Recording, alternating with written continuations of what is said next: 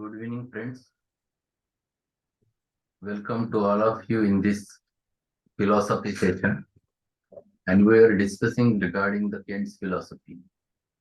In last lecture, we have finished the lecture number 4 from Kant's philosophy, where he has tried to explain the concept of disease in detail. The Hahnemannian aspect of preserver of health, that also he has discussed, and then he started discussing about little bit about the fifth aphorism, where Hahnemann have explained about the diseases. And while discussing the knowledge of diseases, he explained few aspects in the last chapter.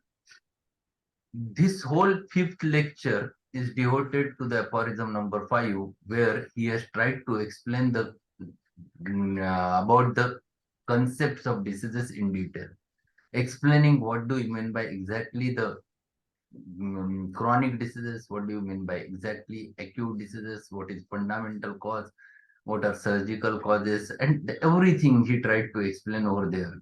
And that's why this fifth lecture from Kant's philosophy is a very important lecture to understand the concepts of diseases in homeopathy. So let us start with the fifth lecture related with aphorism 5, discrimination as to maintaining external causes and surgical cases. We wish to revert for a shorter time to the fourth paragraph, in which Hahnemann says, the physician is likewise be preserver of health if he knows the things that derange the health and cause the disease, and how to remove them from the persons in health. The homeopathic physician is a failure if he does not discriminate. Discriminate means to understand the differentiation. Bhed janna, that is discriminate. It seems that among the earliest things he must learn is to render unto Caesar the things that are Caesar's, to keep everything in its place, to keep everything in order. This is very important. This is the important thing one must understand, that if you want to get results, you must able to first understand what is the order, what type of disease it is. If you are able to understand it properly, then you can discriminate and you can find it out exact management. The little paragraph might seems to relate to nothing but hygiene, so that fourth paragraph was related with the hygiene. One of the most superficial thing in it is to say that a person about to be made sick from the bad habits should break off their bad habits. They should move from damp houses. They should plug their sewers or have traps put in if they are being poisoned with sewer gas. So he is explaining all those things, that hygiene is how much important hygiene is. If the person is remaining in damp houses and getting suffered, then he should come out of that. If he is a smoker, he should stop smoking. Very important thing. If he is having a tobacco habit, he should leave the habit. That is another thing. So everything that deranges the health, if you know, it is your duty as a physician to tell them that it should be avoided. That is the first thing. It's everybody's duty to do these things, but especially the physicians, and we might almost let it go with the saying, to prevent coffee drinking, vinegar drinking, etc. is a superficial thing, but in this way he may preserve the health. So if anyone is consuming too much coffee, anyone is consuming too much tea, anyone is consuming too much alcohol, it is the physician's whole duty to tell them this, if you can ruin your health because of this. And if you don't want to ruin your health, this most important thing you follow. Yes, stop these habits. This is the way the homeopathic physician to go ahead. And if he do so, he can prevent many people from suffering from disorders. To discriminate is the most important thing. To illustrate it in general way, we might say that one who is suffering from conscience does not need a surgeon. See what sentence he has used. What he says? To illustrate it in a general way, we might say that one who is suffering from conscience does not need a surgeon. So if your conscience is at fault, surgeon is not required. You have to bring him his conscience again. You have to follow that your treatment should bring his conscience. This is too important. You might say he needs the priest.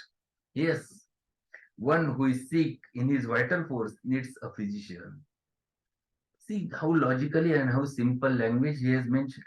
He who has a lacerated wound or a broken bone or a deformity had need of surgery. If his tooth must come out, he must have a surgeon dentist. What would be thought of a man who, on being sent for a surgeon to set an injured man's bones, should go for a carpenter to mend the roof of the man's house? If the man's house alone needs mending, then he needs a carpenter and not a surgeon. The physician must discriminate between the man and his house, and between the repair of man and the repair of his house.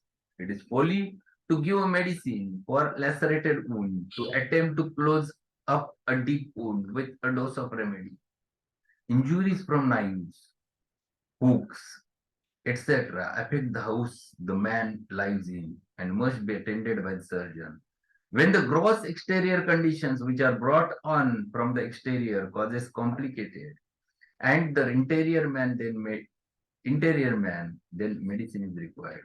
If the physician acts also as a surgeon, he must know when he is to perform his functions as a surgeon and when he must give back as a surgeon. He should see a wound but should not burn out an ulcer with nitrate of silver. So he is explaining all those things clearly. He is explaining all those things in a such manner that you must know what type of patient is there, what variety of patient is there, whether it is a patient who needs surgical intervention or whether it is a patient who needs the dynamic medicine. This is too important. Are you getting my voice or not? Is it clear or Yes, sir. Yes, sir. Clear. clear? Okay. Yeah. So this is too important. You must discriminate what type of disease it is. There is one chapter written by, specifically written by Stuart Close in his philosophy, Scope of Homeopathy. And yes, he has written every detail where exactly the field of homeopathy is there. Same is Kent is saying here that you must know where there is exactly the role of homeopathy. When the diseases are dynamic origin, the internal human being, when gets diseased, expresses in the form of signs and symptoms, he definitely requires homeopathic remedy. But if it is an accident where there are broken bones which are not aligned, then he requires a surgeon to bring it in alignment.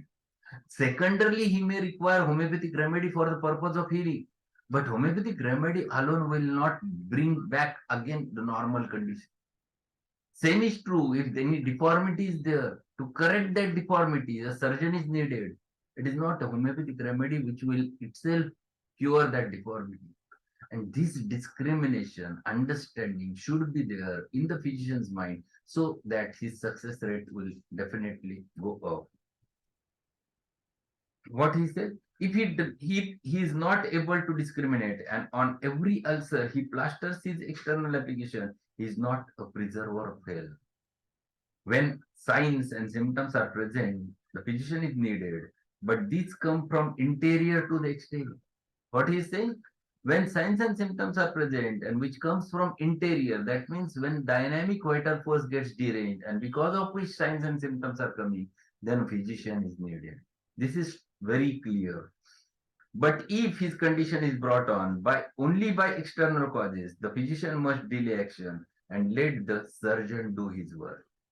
So if there is an injury with broken bones, the alignment is necessary. Surgeon's role is first, and then homeopathic role for the purpose of healing. Yet we see around us that the physicians bombard the house the man lives in and have no idea of treating the man. They are no more than carpenters. They attempt to repair the roof, put on the boards and bandages, and aid by their bandaging the man from head to foot. They often do an improper thing. And this discrimination is not there clear in physician's mind.